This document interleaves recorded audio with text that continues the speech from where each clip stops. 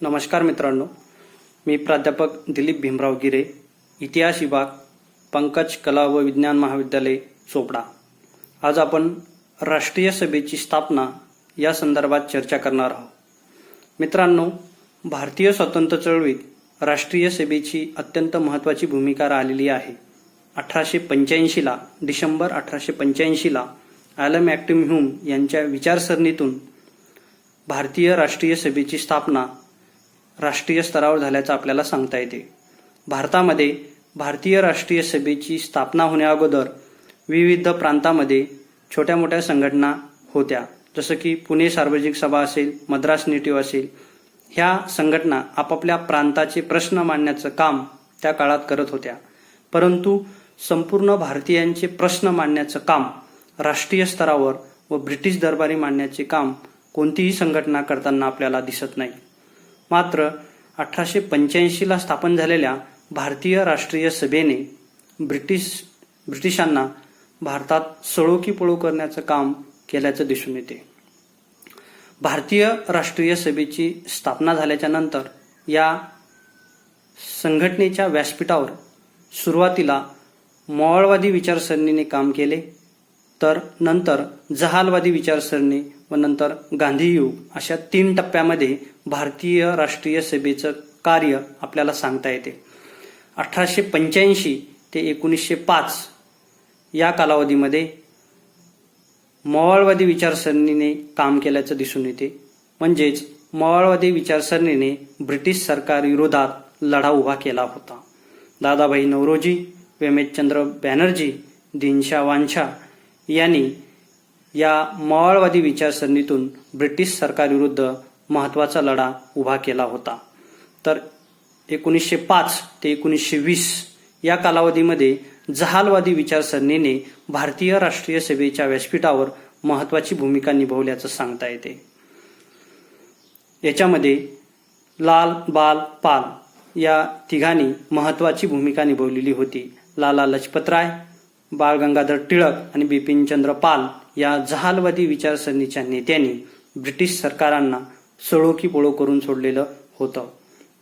मग या संघटनेचं महत्त्वाचं उद्देश काय होता, ध्येय आणि उद्दिष्ट काय काय होते हे आपल्याला सांगता येते.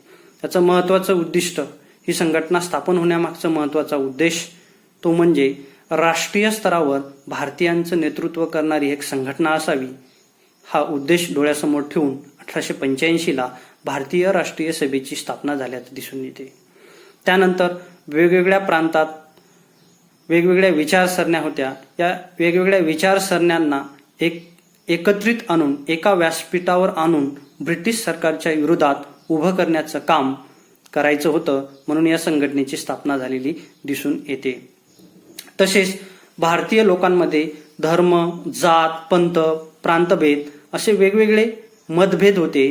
हे सर्व बाजूला ठेवून आम्ही भारतीय आहोत ही विचारसरणी भारतीय जनतेच्या मनामध्ये, भारताच्या कानाकोपऱ्यामध्ये पोहोचणं गरजेचं होतं. म्हणून एक राष्ट्रीय संघटन असणं गरजेचं असल्याचं दिसून येते आणि म्हणूनच भारतीय राष्ट्रीय सभेची स्थापना झाल्याचं आपल्याला दिसून येते. वेगवेगळ्या भाषा होत्या, मात्र या भाषेतून वेगवेगळ्या पद्धतीच्या विचार मांडण्याचं काम भारतीय जनता करत होती. परंतु ते विचार एका राष्ट्रीय स्तरावर मांडण्याचं काम मात्र होत नव्हतं. मात्र हे विचार एका राष्ट्रीय स्तरावर, एका राष्ट्रीय व्यासपीठावर मांडणे गरजेचं होतं, जे ब्रिटिश दरबारी होतं. त्याचं कारण असं दिसून येते मित्रांनो, मुंबई प्रांत असतील तिथल्या शेतकऱ्यांचे प्रश्न वेगळे होते, मद्रास असेल त्या प्रांतामधल्या शेतकऱ्यांचे प्रश्न वेगळे होते, मध्य प्रांत असेल या प्रांतातील शेतकऱ्यांचे प्रश्न वेगळे होते. त्यांच्यावर जो कर होता तो वेगवेगळ्या स्वरूपाचा होता. महाराष्ट्रात दुष्काळ पडला त्यावेळेस मध्य प्रांतात दुष्काळ नव्हता मित्रांनो. परंतु अशा परिस्थितीमध्ये तिकडल्या लोकांचे प्रश्न वेगळे होते, महाराष्ट्रातल्या जनतेचे प्रश्न वेगळे होते. हे सर्व प्रश्न आपले आहेत अशी भावना भारतीयांच्या मनामध्ये निर्माण झालेली नव्हती.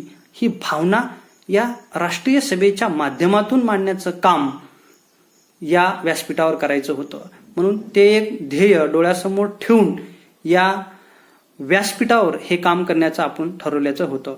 देशातील विविध प्रश्नांवर एकमताने चर्चा घडवण्यासाठी एक हक्काचं व्यासपीठ हवं होतं आणि म्हणून हे हक्काचं व्यासपीठ राष्ट्रीय सभेच्या माध्यमातून भारतीय जनतेला मिळवलेलं होतं. ब्रिटिशांनी डिव्हाइड अँड रूल, फोडा आणि राज्य करा या नीतीच्या माध्यमातूनच भारतावर जवळजवळ 150 वर्ष राज्य केलेलं आहे मित्रांनो. या 150 वर्ष राज्य केल्यामुळे सुद्धा जनतेच्या मनामध्ये अशी अपयशाची भावना निर्माण झाल्याचं आपल्याला दिसून येते आणि ही भावना कुठंतरी दूर करण्याचं काम या राष्ट्रीय सभेच्या माध्यमातून झाल्याचं आपल्याला दिसून येते. त्यानंतर जी काही मवाळवादी विचारसरणी होती याने ब्रिटिशांच्या विरुद्ध जो काही लढा उभा केलेला होता तो शांत आणि संयमी व्यक्तिमत्वाने केलेला दिसून येतो. कारण मवाळवादी जे नेते होते हे पूर्ण पाश्चिमात्य विचारसरणीच्या पगड्याखाली दिसून येतात, कारण ते त्या विचारसरणीत शिकलेले होते मित्रांनो. या विचारसरणीमुळे तिथे असं दिसून येते की त्यांनी ब्रिटिश सरकारच्या विरोधात ठोस पावलं उचलल्याचं आपल्याला दिसून येत नाहीये. मग त्यांनी शिष्टमंडळ पाठवणे असतील, विनंती असतील, अर्ज असतील, या माध्यमातून या विचारसरणीच्या माध्यमातून ब्रिटिश सरकारच्या विरोधात लढा उभा केल्याचं आपल्याला दिसून येते. तर जहालवादी विचारसरणीने रोखठोकपणे विचार मांडून स्वातंत्र्य हा माझा जन्मसिद्ध हक्क आहे आणि तो मिळवणारच असं ठामपणे लोकमान्य टिळक सांगताना आपल्याला दिसून येतात. मी जर शेंगा खाल्ल्या नाही तर मी टरफलं उचलणार नाही अशी ठाम भूमिका लोकमान्य टिळक मांडताना आपल्याला दिसून येतात. म्हणून ते सांगतात की स्वराज्य माझा जन्मसिद्ध हक्क आहे आणि मी तो मिळवणारच. आणि या भूमिकेमुळे ही जी काही जहालवादी विचारसरणी होती या विचारसरणीने 1905 ते 1920 या कालावधीमध्ये ब्रिटिश सरकारला सळो की पळो करून सोडलेलं आहे मित्रांनो.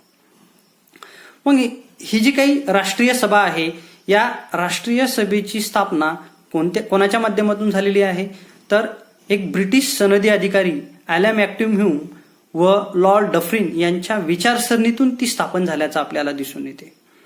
मग ही जी काही विचारसरणी आहे यांनी का स्थापन केलेली आहे तर भारतीय जनतेमध्ये मोठ्या प्रमाणामध्ये असंतोष निर्माण होत होता आणि हा असंतोष कुठेतरी दाबला गेला पाहिजे, हा असंतोष कुठेतरी शांत झाला पाहिजे, हा उद्रेक कुठेतरी शांत झाला पाहिजे. या उद्रेकाला शांत करण्यासाठी सुशिक्षित भारतीयांना एकत्र करून 1885 राष्ट्रीय सभेची स्थापना केल्याचं आपल्याला सांगता येते. मग हे ॲलम ॲक्टिव्ह ह्यूम हे एक ब्रिटिश माजी सनदी अधिकारी होते आणि त्यांनी सुशिक्षित तरुणांना एकत्र करून राष्ट्रीय स्तरावरचं एक हक्काचं व्यासपीठ स्थापन करण्याचं सांगितलेलं आहे. धन्यवाद.